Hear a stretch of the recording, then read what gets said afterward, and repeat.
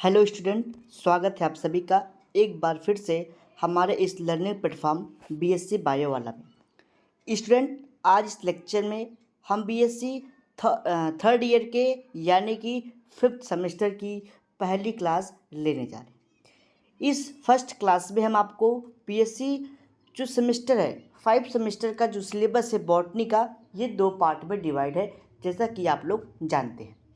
जो first paper है उसमें आपको 8 यूनिट पढ़ने हैं और सेकेंड यूनिट में भी आपको 8 यूनिट ही पढ़ने हैं, यानी कि आपका 2 पेपर होगा। ठीक है, जैसे आपका पेपर होता है वैसे ही पेपर होगा, बस आपका 2 पेपर कराया जाएगा।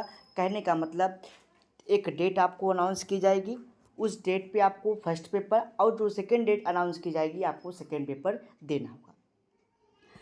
तो हम लोग फर्स्ट पेपर और सेकेंड पेपर का सिलेबस एक बार देख ही लिए थे प्रीवियस वीडियो में। सिलेबस मैंने आपको बता ही दिया था क्या क्या सिलेबस और कैसे कैसे पढ़ने हैं। तो ये जो थर्ड ईयर का बॉटनी है यानी कि 5th सेमेस्टर का जो सिलेबस है बॉटनी का, इसमें आपको जो पहला पेपर है उसमें प्लांट फिजियोलॉजी और बायोकेमिस्ट्री मेटाबॉलिज्म के बारे में पढ़ना है, जैसा कि आप लोग देख ही रहे हैं। तो plant physiology, metabolism and biochemistry के बारे में पढ़ना है। अगर सिलेबस की तरफ बढ़ें तो सिलेबस में दिखाई पड़ रहा है जो आपका पहला, ठीक, first unit, second, third, fourth and fifth, ये पांचों यूनिट आपके बायोकेमिस्ट्री के हैं। 5 यूनिट आपके बायोकेमिस्ट्री के हैं, सॉरी प्लांट फिजियोलॉजी का है। ठीक है, जो आपको स्टार्टिंग में ही बता दिया गया, आपको प्लांट फिजियोलॉजी के बारे में पढ़ना है। फर्स्ट पेपर में जो आपका 5 यूनिट है प्लांट फिजियोलॉजी के बारे में और उसके कुछ मेटाबॉलिज्म, तथा जो आपका छठा, 7वां और 8वां यूनिट है ये आपके बायोकेमिकल से रिलेटेड है। बायोकेमिकल यानी कि प्रोटीन, कार्बोहाइड्रेट, लिपिड, इन सब चीज़ों के एंजाइम, प्रोटीन, लिपिड्स, इन सब चीज़ों के बारे में आपको जानना है। तो आपका ये फर्स्ट पेपर रहा। बात कर लेते हैं अब सेकेंड पेपर में क्या पढ़ना है आपको। सेकेंड पेपर में आपको पढ़ना है 5 सेमेस्टर के सेकेंड पेपर में, इसमें आपको पढ़ना है मॉलिक्यूलर बायोलॉजी के बारे में, ठीक, और बायो इन्फॉर्मेटिक्स के बारे में आपको पढ़ना है, जिसमें आपको जेनेटिक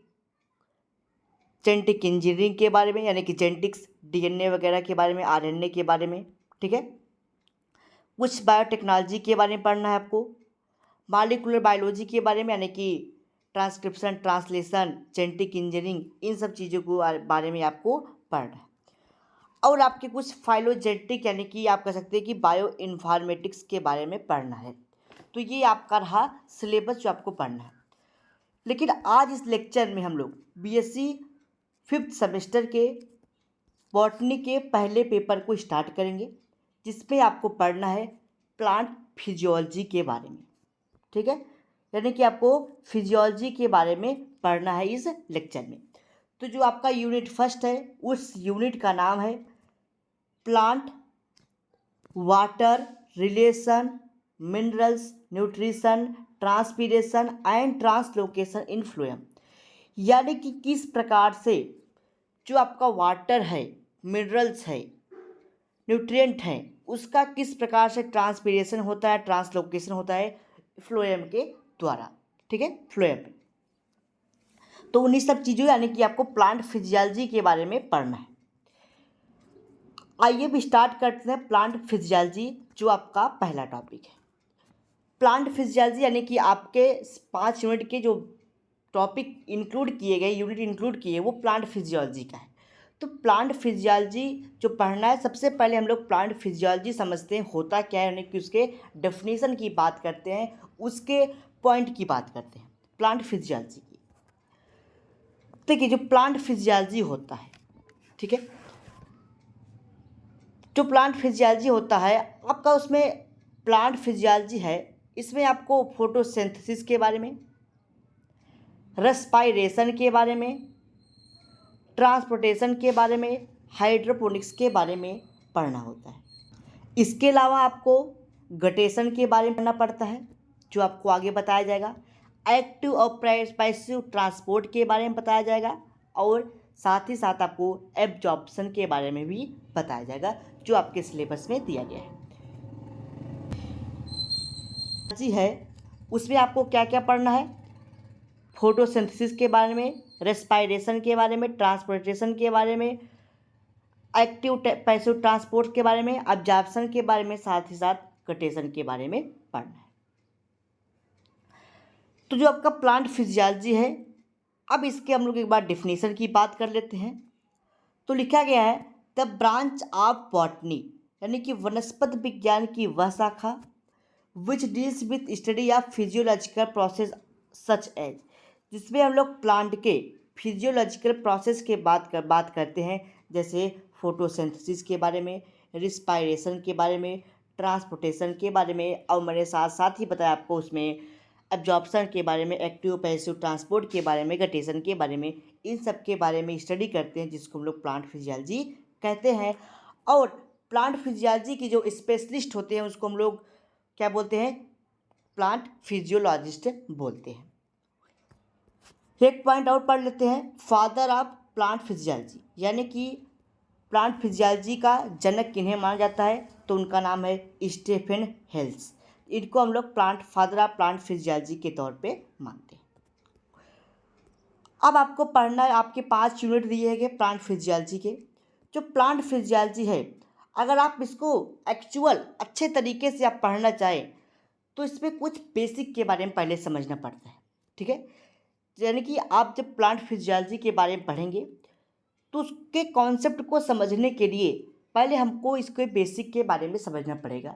जैसे आप मान लीजिए आप कोई कैलकुलेशन कर रहे हैं, तो कैलकुलेशन करने के पहले आपको भाई कैलकुलेशन के सारे मेथड पता होने चाहिए। उसके मार्क के यानी कि चिन्ह के बारे में, प्लस का मतलब, माइनस का मतलब, कूड़े का मतलब, भाग का मतलब, इन सब का क्या मतलब होता है, तो उन सब के बारे में जैसे जानना जरूरी पड़ता है। ठीक उसी प्रकार आप जब प्लांट फिजियोलॉजी पढ़ेंगे तब उसके कुछ बेसिक के बारे में, बेसिक फिजियोलॉजी के बारे में, उसके कॉन्सेप्ट के बारे में समझना होगा। जैसे आपको उसमें डिफ्यूजन समझना होगा, जो आपको हम आज की क्लास में बताएंगे।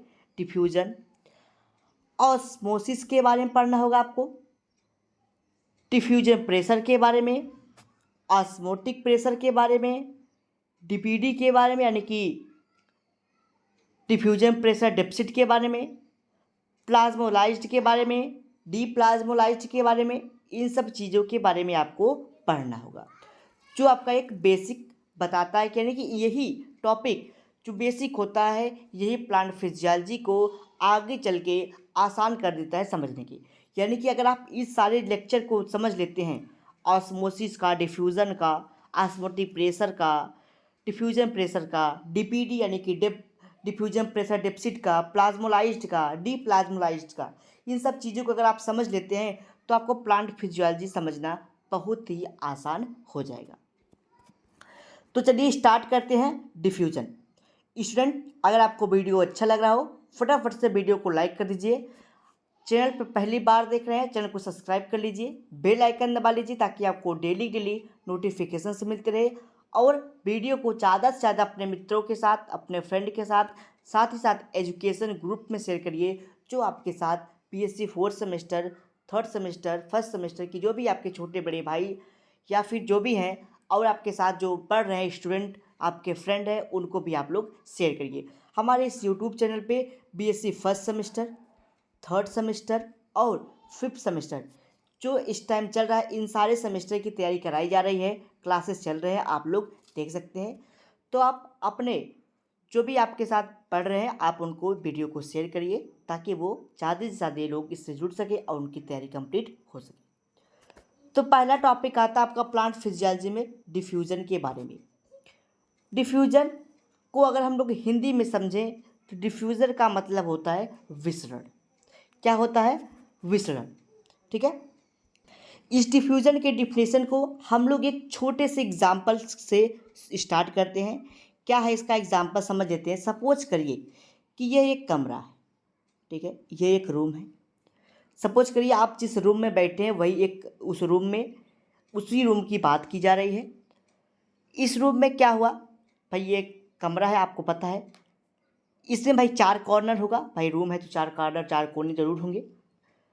तो आपको क्या करना है भाई, सपोज कहिए इस कमरे में कोई व्यक्ति आए या फिर कोई गया और एक कोने पे खड़े होके परफ्यूम के बॉटल को ओपन किया, यानी कि परफ्यूम के बॉटल को ओपन करके वहाँ पे परफ्यूम को स्प्रे किए, यानी कि परफ्यूम को वहाँ पे उन्होंने स्प्रे किया। तो क्या होगा, कुछ टाइम बाद आप देखेंगे जो परफ्यूम होगा वो एक कॉर्नर से सारे कॉर्नर तक फैल जाएगा, यानी कि सारे कमरे की चारों तरफ फैल जाएगा। ठीक है, ठीक। तो आपने क्या देखा भाई, यहाँ पे एक स्प्रे किया गया। अब जो स्प्रे उन्होंने किया ये धीरे धीरे आपके पूरे कमरे में फैल गया। ठीक, एक रूम में पूरे अच्छी तरीके से ये फैल गया। तो हुआ क्या, जो इसके मॉलिक्यूल थे किसमें, आपके स्प्रे के जो आपका सेंट था, परफ्यूम था, सपोज करिए परफ्यूम था, वो परफ्यूम में जो मॉलिक्यूल्स थे उसका कंसंट्रेशन उस बॉटल में क्या था, ज़्यादा था। और जो वहाँ का एटमॉस्फेयर था, यानी कि यहाँ पे जो बॉटल, उस बॉटल में परफ्यूम का जो कंसंट्रेशन है वो ज़्यादा था, हाई था, और यहाँ पे लो था, क्योंकि भाई इसके अंदर तो ज़्यादा परफ्यूम है। जब आप इसको स्प्रे किए, वहाँ से आपने निकाला तो तेज़ी से आगे की तरफ बढ़ा, कहाँ बढ़ा, लोअर कंसंट्रेशन की तरफ बढ़ा। तो इसी को हम लोग क्या कहते हैं, डिफ्यूजन कहते हैं। ठीक, एक और एग्जाम्पल से समझते हैं, पहले इस एग्जाम्पल को फिर से समझते हैं। सपोज करिए कमरे में आपने एक किसी कॉर्नर पे खड़े होके स्प्रे, यानी कि परफ्यूम के बॉटल को स्प्रे किया आपने। जो परफ्यूम होगा आप देखेंगे कुछ टाइम बाद वो पूरे कमरे में फैल जाएगी। पूरे कमरे में क्यों फैला, क्योंकि जो स्प्रे का मॉलिक्यूल था वो हायर कंसंट्रेशन था। हायर कंसंट्रेशन होने के कारण वो लोअर कंसंट्रेशन की तरफ आगे बढ़ा, जिससे जो परफ्यूम था वो चारों तरफ फैल गया, जिसको हम लोग डिफ्यूजन कहते हैं। इसी डिफ्यूजन को एक और एग्जाम्पल की तरफ समझते हैं। आपने नील देखा होगा, नील जो कपड़े को कलर करने के लिए यूज किया जाता है, जिसको हम लोग नील कहते हैं। तो आप लोग नील देखते हैं, देखे होंगे। आज के समय में जो नील होता है वो एक लिक्विड फॉर्म में आता है, लिक्विड होता है। लेकिन इसके पहले, कुछ टाइम पहले जो नील हुआ करता था वो टैबलेट के फॉर्म में आता था। टैबलेट के फॉर्म में आता था तो लोग उसको क्या करते थे, एक बाल्टी या फिर कंटेनर कुछ भी लेते थे, कपड़े को रंगना है तो वो उस टैबलेट को पानी में, सपोज कि इतने पानी है, उस कंटेनर में, ठीक है, पानी लेते हैं और उस टैबलेट टिकिया को, जो आपका डाई यानी कि नील का जो टिकिया था, टैबलेट था, उसको इस पानी में डाल देते हैं। जैसे पानी में डालते हैं तो वह धीरे धीरे वाटर में घुल जाता है, यानी कि जो इसके मॉलिक्यूल होंगे वो पूरे वाटर में क्या हो जाएगा, फैल जाएगा। तो इससे क्या हुआ, जो आपका ये टैबलेट था इसका कंसंट्रेशन क्या था, हाई था। ये धीरे धीरे पूरे पानी में क्या हो गया, घुल गया। इसका मतलब क्या हुआ, ये हायर कंसंट्रेशन से लोअर कंसंट्रेशन की तरफ बढ़ा। ठीक है, यानी कि ये सॉलिड फॉर्म में था, ये पूरे पानी में घुल गया, यानी कि इसका कंसंट्रेशन तो ज़्यादा था लेकिन ये पूरे पानी में फैल गया। तो इसका मतलब क्या हुआ, ये हायर कंसंट्रेशन से लोअर कंसंट्रेशन की तरफ बढ़ा, जिसको हम लोग क्या कहते हैं, डिफ्यूजन कहा जाता है। ठीक है, क्या कहा जाता है, इसी प्रोसेस को हम लोग क्या कहते हैं, डिफ्यूजन कहते हैं। एक और एग्जाम्पल की तरफ समझते हैं डिफ्यूजन को। आपको पता है भाई, जो रिस्पायरेशन होता है वो एनिमल बीइंग में, यानी कि हमारे और आप में भी होता है, ह्यूमन बीइंग में भी होता है, और प्लांट में भी क्या होता है, रिस्पायरेशन होता है। तो जब रिस्पायरेशन होता है तो लोग क्या करते हैं, रिस्पायरेशन में जब हम लोग सांस लेते हैं, ऑक्सीजन को ग्रहण करते हैं और कार्बन डाइऑक्साइड को बाहर निकालते हैं। यही प्रोसेस प्लांट में भी होता है, रिस्पायरेशन के थ्रू ऑक्सीजन लेते हैं, कार्बन डाइऑक्साइड छोड़ते हैं। तो जो प्लांट होते हैं जब उसमें फोटोसिंथेसिस की क्रिया होती है, फोटोसिंथेसिस यानी कि प्रकाश संश्लेषण की जब क्रिया होती है, तो उसमें जो प्लांट होता है वो क्या करता है, वो कार्बन डाई लेता है और ऑक्सीजन को, ठीक है, कार्बन डाई लेता है और ऑक्सीजन को रिलीज करता है, यानी कि कार्बन डाइऑक्साइड को लेगा और ऑक्सीजन को छोड़ता है, यानी कि जो CO2 होगा उसको लेगा और जो O2 होगा उसको रिलीज करेगा। तो इसमें हुआ क्या भाई, जब फोटोसिंथेसिस हो रही थी प्लांट में, पत्ती ने स्टोमेटल पोर के द्वारा CO2 लिया। CO2 लिया तो हुआ क्या, प्लांट के अंदर CO2 का कंसंट्रेशन क्या हुआ, बढ़ गया। फोटोसिंथेसिस में उसने क्या छोड़ दिया, ऑक्सीजन को छोड़ दिया, यानी कि जब उन्होंने एटमॉस्फेयर से ऑक्सीजन को लिया, सॉरी कार्बन डाइऑक्साइड को लिया, तो उससे क्या हुआ, ऑक्सीजन का निर्माण हुआ। कहने का मतलब, अगर हम लोग एक समीकरण देखें C6, ठीक है, सॉरी 6CO2 प्लस 12H2O का जब रिएक्शन होता है तो क्या बनता है, 6C6H12O6, ये बनेगा। साथ ही साथ 6H2O और 6O2, यानी कि ऑक्सीजन भी भारी मात्रा में बनता है, यानी कि उन्होंने कार्बन डाइऑक्साइड को लिया और ऑक्सीजन का निर्माण किया, ये प्रकाश संश्लेषण में होता है। तो क्या हुआ, उसके पत्ती में ज़्यादा मात्रा में ऑक्सीजन हो गए, ऑक्सीजन का कंसंट्रेशन एटमॉस्फेयर के कंसंट्रेशन से ज़्यादा हो गया, तो प्लांट क्या किया, हायर कंसंट्रेशन में, यानी कि प्लांट के लीफ में जो ऑक्सीजन था वो ज़्यादा मात्रा में हो गया और एटमॉस्फेयर में कम था, वो क्या करेगा, उस ऑक्सीजन को रिलीज कर देगा। जैसे ही ऑक्सीजन रिलीज करेगा उसके अंदर जो कार्बन डाइऑक्साइड होगा वो भी कम हो जाएगा, क्योंकि कार्बन डाइऑक्साइड से ही ऑक्सीजन बना, तो वो तुरंत क्या करेगा, फिर एटमॉस्फेयर से कार्बन डाइऑक्साइड लेगा, प्रकाश संश्लेषण की क्रिया करेगा और फिर ऑक्सीजन का निर्माण करता रहेगा। तो इसको क्या कहते हैं हम लोग, डिफ्यूजन कहते हैं। आइए अब डिफ्यूजन की हम लोग डेफिनेशन की बात कर लेते हैं। तो लिखा है, the moment of molecule OR ions of solid liquid OR gases, जब किसी मॉलिक्यूल्स का, आयंस का, जो आयन हो सॉलिड भी हो सकता है, लिक्विड हो सकता है, गैस भी हो सकता है, जब मूवमेंट उसका हायर कंसंट्रेशन से लोअर कंसंट्रेशन की तरफ होता है उसको हम लोग डिफ्यूजन कहते हैं। जैसे मैंने आपको अभी एक एग्जांपल दिया था, ये सपोज करिए डाई है, रंग देने वाला है, इसका कंसंट्रेशन क्या था, हाई था, ये वाटर में घुल गया, यानी कि हायर कंसंट्रेशन से लोअर कंसंट्रेशन की तरफ बढ़ा, इसको हम लोग क्या कहते हैं, डिफ्यूजन कहते हैं।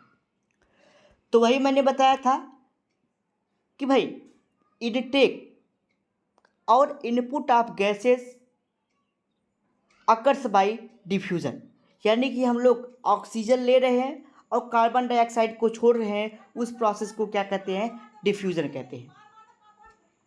फिर लिखा है, dissolution of dye over sugar in the water medium called as medium, sorry, यानी कि जो डिसोल्यूशन हो रहा है डाई का, रंग देने वाले, उसको हम लोग क्या कहते हैं, उसको कहते हैं हम लोग डिफ्यूजन, यानी कि dissolution of dye also known as example of diffusion, यानी कि वाटर में डाइज का घुल जाना एक एग्जाम्पल है किसका, डिफ्यूजन का। डिस्पर्सन ऑफ परफ्यूम, परफ्यूम का एक कमरे में फैल जाना, ये किसका एग्जाम्पल है, डिफ्यूजन का एग्जाम्पल है। तो डिफ्यूजन क्या है, आपको समझ में आ गया कि डिफ्यूजन होता क्या है। हाँ, ये फिगर के माध्यम से समझ लेते हैं। सपोज करिए मैंने अभी बताया था ये कंटेनर है, आप इसका फिगर बना लीजिएगा। ये कंटेनर है, इसमें एक डाई यानी कि रंग देने वाले, आप समझ लीजिए कि नील के टैबलेट को डाल दिया गया। यहाँ पे जो ये है डाई, इसका कंसंट्रेशन क्या है, हाई कंसंट्रेशन है। जब इसको पानी में डाल दिया जाएगा तो उसका कंसंट्रेशन क्या हो जाएगा, एक तरफ क्या है, इधर इधर कंसंट्रेशन हाई है इसका, और चारों तरफ इसके कंसंट्रेशन लो है। और इसमें क्या है, कंटेनर में वाटर है। कहने का मतलब ये एक कंटेनर है, इस कंटेनर में पानी रखा गया है, जो पानी है उसका कंसंट्रेशन अभी लो है।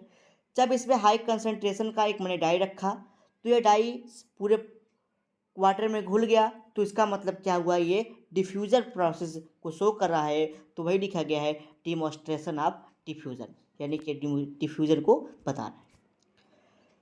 अब आता है आपका डिफ्यूज़न प्रेशर यानी कि डीपी। डीपी यानी कि डिफ्यूज़न प्रेशर क्या होता है, अब हम लोग इस बात पे समझेंगे। मैंने आपको अभी कुछ समय पहले बताया कि भाई जो परफ्यूम होता है, जब आप किसी कमरे में उसको स्प्रे करते हैं, रूम के कॉर्नर पे उसको स्प्रे किया जाता है तो वो पूरे कमरे में फैल जाता है। मतलब जो उसके पार्टिकल थे वो हायर कंसंट्रेशन से लोअर कंसंट्रेशन की तरफ बढ़ेगा। यानी कि बॉटल में जो स्प्रे रखा हुआ है, परफ्यूम रखा गया है, उसका कंसंट्रेशन ज़्यादा है, वहाँ पे ज़्यादा मात्रा में कंसंट्रेशन है उसका। जब आप इसको स्प्रे करेंगे तो पूरे अपने लोअर कंसंट्रेशन की तरफ बढ़ता हुआ चला जाएगा। तो आपको पता है भाई, जो आपका मीडियम था उसमें कुछ ना कुछ तो था। कहने का मतलब आपने स्प्रे किया परफ्यूम को, वो हायर कंसंट्रेशन में है, वो लोअर कंसंट्रेशन की तरफ बढ़ा। क्यों बढ़ा भाई? आपको पता है भाई, वो एयर में है, आपने एयर में यानी कि जो है कि ऐसी जगह पे परफ्यूम को स्प्रे किया जहाँ पे कुछ ना था, तो जहाँ पे कुछ नहीं होता है वहाँ पे क्या होता है, हवा होता है। कहने का मतलब जैसे आपने कमरे में स्प्रे किया तो वो मूव करके हर कोने में पहुंचा, तो किसके थ्रू पहुंचा, वहाँ पे कुछ ना कुछ तो रहा होगा। तो मैंने बताया भाई, जहाँ कुछ नहीं होता वहाँ पे क्या होता है, एयर होता है, हवा होता है। ठीक है, तो मैंने कहने का मतलब अगर इस बात को आपको एग्जाम्पल के तौर पे समझाएं तो आपको काफ़ी समझने में आसानी होगी। सपोज करिए आपके पास ये कोई टब है, ठीक, ये एक टब है, ठीक, इस टब में पानी भरा हुआ है, ये टब है, इस टब में पानी भरा हुआ है। जब आप इस टब में किसी जग, ग्लास या फिर किसी जो है कि ग्लास या जग या फिर आप कोई मान लीजिए कंटेनर है, आप इसको उल्टा करके, यानी कि अगर जग है तो जग ऐसा होगा, जग को आप उल्टा करके, ठीक, यानी कि इसका फेस इस टाइप हो, इस तरफ हो, आप फेस को इसके उल्टा करके आप इस पानी में इसको डुबोइए। ठीक है, पानी में जब आप इसको एकदम सीधा डुबोएंगे तो इसमें क्या होगा, देखेंगे आपकी जग डूबेगा एकदम सीधा। जब जब जग डूबेगा और जब आप उसको वापस निकालेंगे तो आप देखेंगे उसका जो जो आपका जग रहेगा वो तनिक भी भीगा नहीं रहेगा। कहने का मतलब मान लीजिए कोई टब है, आपने इसमें एक ग्लास के बॉटल को या फिर जग को आपने इसमें डुबोया सीधा एकदम, तो क्या हुआ, जब आपने जग को डुबोया उस वाटर में, तो वाटर में जब आपने जग को डुबोया तो वो जो जग था उसमें हवा भरा हुआ था, तो हवा क्या हुआ, उस पानी में जब पानी में गया तो वहाँ पे एक जगह भी लिया हवा ने, तो वहाँ पे जब आपने उसको डुबोया तो उसमें वाटर नहीं गया। और यदि आप उसको तिरछा करके उस जग में टब में अगर जग को आप तिरछा करके डालें तो उसमें वाटर इंटर कर जाएगा। तो टॉपिक की तरफ अगर बढ़ें तो मेरे समझाने का मतलब यही था कि जब आप परफ्यूम को स्प्रे किए, ठीक, तो आपने वहाँ पे क्या था, हवा था, कुछ नहीं है तो हवा है, तो हवा में जो उसके पार्टिकल होंगे, कुछ ना कुछ पार्टिकल होंगे, तो क्या हुआ, जब वो आगे की तरफ बढ़ेगा, ठीक, सपोज करिए आपने यहाँ पे स्प्रे किया तो यहाँ पे सब एयर भरे हुए हैं, इसमें छोटे छोटे पार्टिकल होंगे, जब ये आगे बढ़ेगा तो इस पर एक प्रेशर एग्जर्ट हो जाएगा, एक प्रेशर इस पर पड़ेगा, ठीक। जब ये परफ्यूम आगे की तरफ बढ़ेगा तो इस छोटे पार्टिकल के ऊपर एक प्रेशर एग्जर्ट करेगा, यानी कि हवा को वहाँ से हटाएगा, आगे बढ़ेगा। तो डिफिनीशन क्या हुई, डिफिनीशन ये कहा, तब pressure exerted by diffusing particle in the medium during diffusion process is known as diffusion pressure। कहने का मतलब जब परफ्यूम को आपने स्प्रे किया, आपने एटमॉस्फेयर में या फिर रूम में आपने किया, तो इसमें छोटे छोटे पार्टिकल थे। जब ये जो आपका स्प्रे था इसके पार्टिकल इस पार्टिकल से टकराए तो उस पर एक प्रेशर एक्सर्ट हुआ।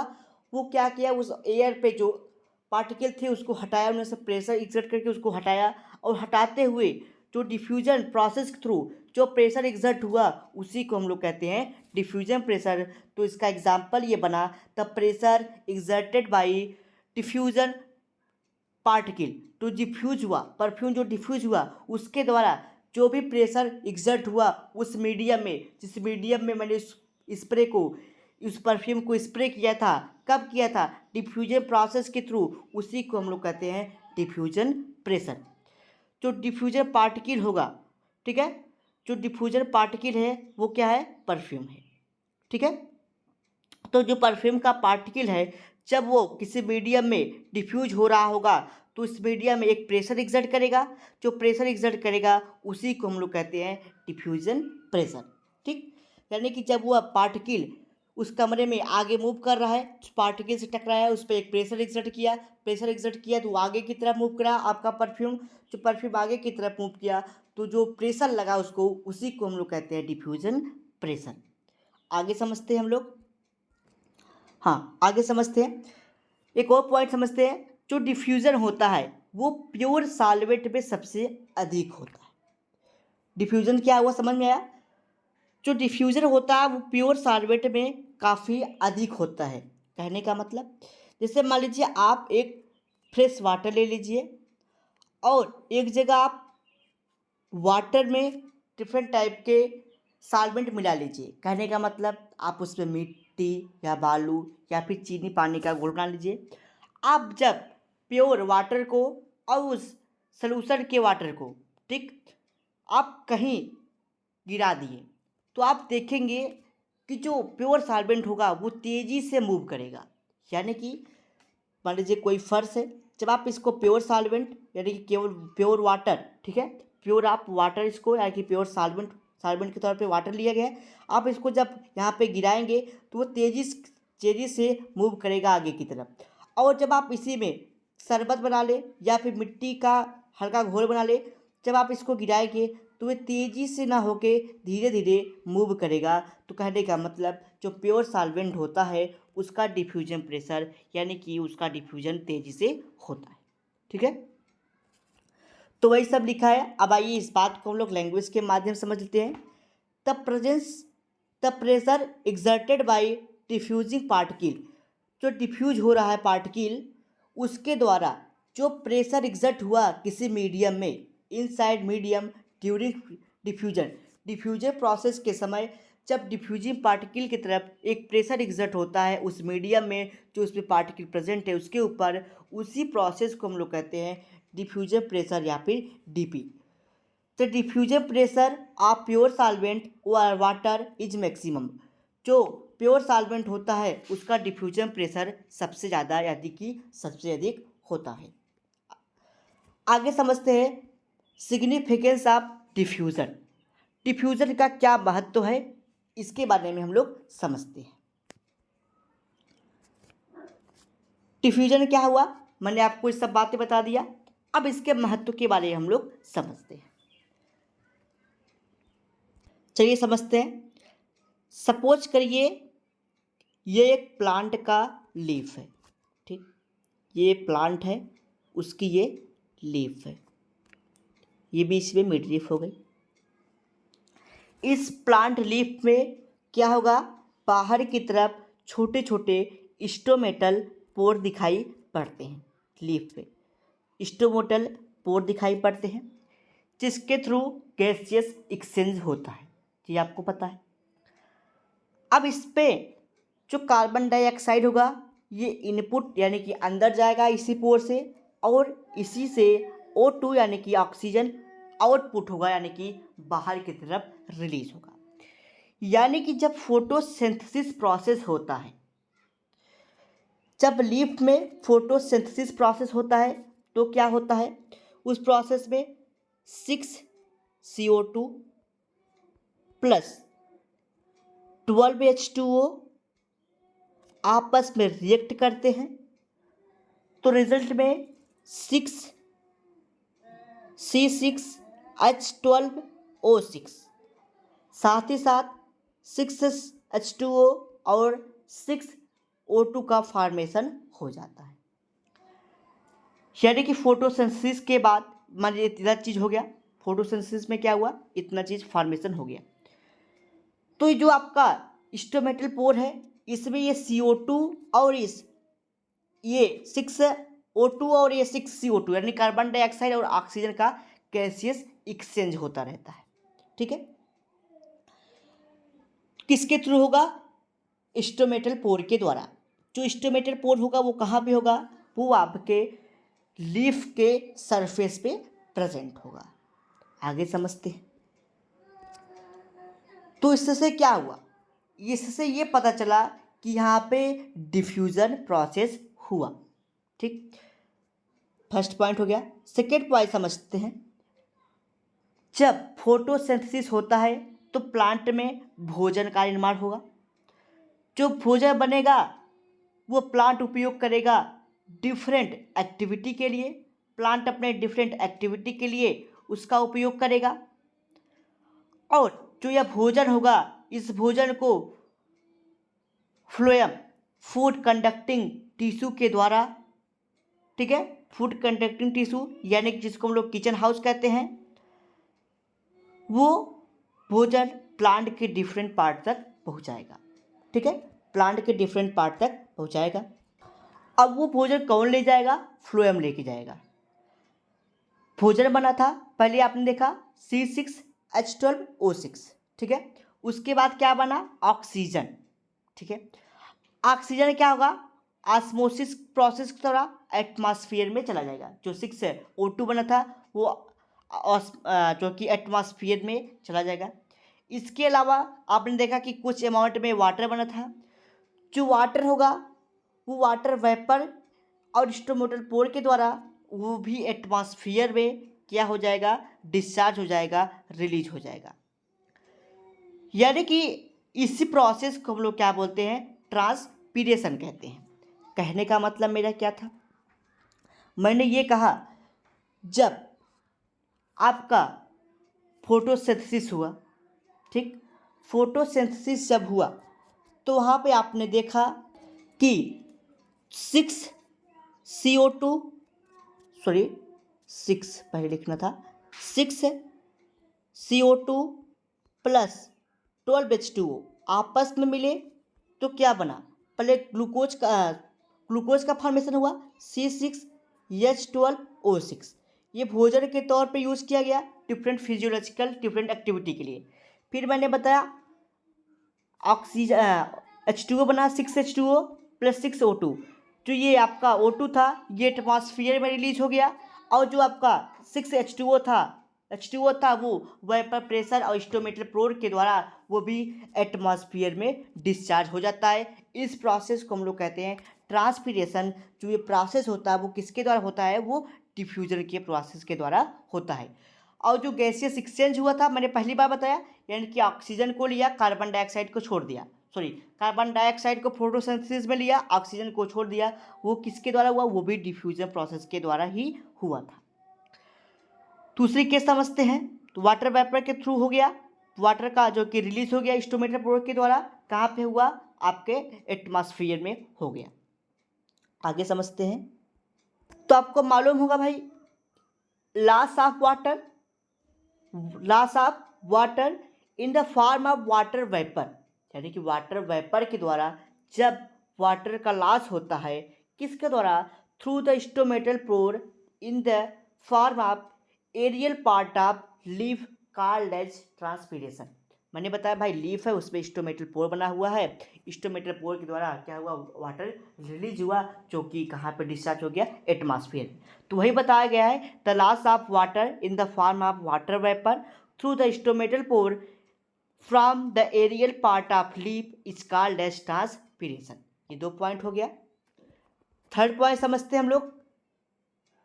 देखिए जो प्लांट होता है, ठीक, जो प्लांट होता है इसमें रूट पाया जाता है, लीफ भी होती है, स्टेम भी होता है, ये सब आपको पता है। जो रूट होता है वो वाटर एब्जॉर्बिंग होता है। वाटर एब्जॉर्बिंग क्या मतलब, वाटर एब्जॉर्ब करेगा कहाँ से, सॉइल में। भाई रूट है तो सॉइल में प्रेजेंट होगा, जब सॉइल में प्रेजेंट होगा तो वाटर, मिनरल्स, इन सब चीज़ों को एब्जॉर्ब करेगा। तो एब्जॉर्प्शन दो प्रकार से हो जाता है, एक्टिव एब्जॉर्प्शन और पैसिव एब्जॉर्प्शन। ठीक है, जो एक्टिव एब्जॉर्प्शन होता है वो रूट के द्वारा होता है, यानी कि जब रूट एक्टिव होता है तब एक्टिव, यानी कि आप कह सकते हैं एक्टिव एब्जॉर्प्शन होता है। अब जब रूट इनएक्टिव फॉर्म में होता है उसको हम लोग कहते हैं पैसिव एब्जॉर्प्शन। कहने का मतलब, जब एब्जॉर्प्शन रूट के द्वारा हो जाए, यानी कि रूट से एब्जॉर्प्शन पहुंच जाए पत्ती लीफ स्टेम तक, उसे एक्टिव एब्जॉर्प्शन। जब रूट से ना होकर के सेल टू सेल हो जाता है तब उसको कहते हैं हम लोग पैसिव एब्जॉर्प्शन। ठीक है, यानी कि मीडियम के तौर पे ये कार्य करता है। तो मैंने यही बताया, जब रूट के द्वारा एब्जॉर्प्शन होता है वाटर का तो उसको हम लोग कहते हैं एक्टिव एब्जॉर्प्शन। और पैसिव एब्जॉर्प्शन क्या होता है, मैंने बताया जिसमें रूट एक्टिव नहीं होती है, केवल वो एक मीडियम के रूप में कार्य करता है, उसको हम लोग कहते हैं पैसिव एब्जॉर्प्शन। जैसे भाई सपोज करिए ये लीफ है, ठीक, ये लीफ है, यहाँ से स्टोमेटल पोर के द्वारा वाटर डिस्चार्ज हुआ, तो वाटर डिस्चार्ज हुआ, यहाँ पे वाटर की कमी हो गई। अब इस वाटर की कमी को पूरा कौन करेगा, इसकी कमी रूट करेगा। सपोज करिए रूट इनएक्टिव है, पैसिव रूट है, उस टाइम एब्जॉर्प्शन नहीं कर रहा है, तो क्या करेगा, ये बगल वाले सेल से वाटर को एब्जॉर्ब कर लेगा, ये सेल इसके बगल वाले सेल से, ये इसके बगल वाले सेल से, ऐसे ऐसे करते हुए वो रूट तक पहुंच जाएगा। लेकिन ये एक माध्यम के तौर पे एब्जॉर्प्शन हुआ। जो पैसिव एब्जॉर्प्शन होता है इससे मिनरल्स भी और मिनरल्स, आयंस, ये सब भी एब्जॉर्ब होते हैं। भाई रूट से वाटर ही नहीं, मिनरल्स, वाटर, ये सब भी एब्जॉर्ब होते हैं, जो आपको पता है। ठीक है, तो यानी कि कहने का मतलब, जो रूट होगा उससे वाटर ही नहीं, आयंस भी, मिनरल्स भी एब्जॉर्ब किए जाते हैं, जो आपको आगे बताया जाएगा एक्टिव और पैसिव एब्जॉर्प्शन में। तो ये सब क्या है, डिफ्यूजन प्रोसेस है। तो सिग्निफिकेंस की बात की जा रही थी, तो वही लिखा है फर्स्ट पॉइंट में, the exchange of gaseous such as O2, CO2 in the atmosphere through stomatal pore of leaf takes place by diffusion. यानी कि मैंने बताया ना, जैसे पत्ती है वो ऑक्सीजन, कार्बन डाइऑक्साइड ले रही है, ऑक्सीजन को रिलीज कर दे रही है, ठीक, गैसियस एक्सचेंज हो रहा है, गैस का आदान और प्रदान हो रहा है, तो उसको क्या कहते हैं हम लोग, डिफ्यूजन कहते हैं। और जो गैसियस एक्सचेंज हो रहा है वो स्टोमेटल पोर के द्वारा हो रहा है, जो कि लीफ में है, इसी प्रोसेस को हम लोग कहते हैं डिफ्यूजन, जो आपको मैंने डिफरेंट एग्जाम्पल से समझाया। दूसरा मैंने बताया था loss of water during transpiration process occurs by diffusion. जो ट्रांसपीरेशन होता है, यानी कि वाटर का वेपर प्रेशर के द्वारा जो ट्रांसपीरेशन होता है उसको भी हम लोग डिफ्यूजन कहते हैं। फिर मैंने बताया था passive ion absorption and water absorption occurs by diffusion, यानी कि जो आयंस है, मिनरल्स है, इन सब का भी एब्जॉर्प्शन, वाटर का एब्जॉर्प्शन पैसिव आयंस के द्वारा, यानी कि पैसिव एब्जॉर्प्शन के द्वारा होता है, जिसको जो प्रोसेस होता है वो भी डिफ्यूजन के द्वारा ही होता है। तो ये पूरा रहा डिफ्यूजन के सिग्निफिकेंस का। अगर आपके कोई क्वेरीज, कोई क्वेश्चंस हैं तो आप कमेंट बॉक्स से अपने क्वेरीज, क्वेश्चन को पूछ सकते हैं। नेक्स्ट टॉपिक पे, यानी कि जो आपका बेसिक होगा उसमें हम लोग ऑस्मोसिस की बात करेंगे। ऑस्मोसिस क्या होता है, ठीक है, परासरण, इसके बारे में हम लोग अगले लेक्चर में बात करेंगे। अगर आपको वीडियो अच्छा लगा हो, वीडियो को फटाफट से लाइक कर दीजिए, चैनल पे पहली बार चैनल को सब्सक्राइब कर लीजिए, बेल आइकन दबा लीजिए, ताकि आपको डेली के लिए नोटिफिकेशन से मिलते रहें और आपकी BSc 5th, 3rd और 1st सेमेस्टर में तैयारी अच्छी तरीके से होती रहे। तो चलिए मिलते हैं लेक्चर में ऑस्मोसिस के साथ। और अगर आपको इसका PDF नोट चाहिए तो आप टेलीग्राम के थ्रू PDF नोट्स प्राप्त कर सकते हैं। जैसे ही आपका सिलेबस, ये यूनिट कंप्लीट होगा, आपको इस एक PDF में, यानी कि एक PDF में कंप्लीट यूनिट रहेगा, आपको PDF दे दिया जाएगा, जिससे आप अपनी सेमेस्टर की तैयारी अच्छे से कंप्लीट कर सकते हैं। ठीक है, तो चलिए मिलते हैं अगले लेक्चर में ऑस्मोसिस के साथ। और अगर आपने वीडियो को अभी तक लाइक नहीं किया है तो फटाफट से लाइक कर दीजिए, क्योंकि एक लाइक ही हमें मोटिवेट करता है अच्छी तरीके से वीडियो बनाने का। और अपने मित्रों के साथ शेयर करना ना भूलिएगा।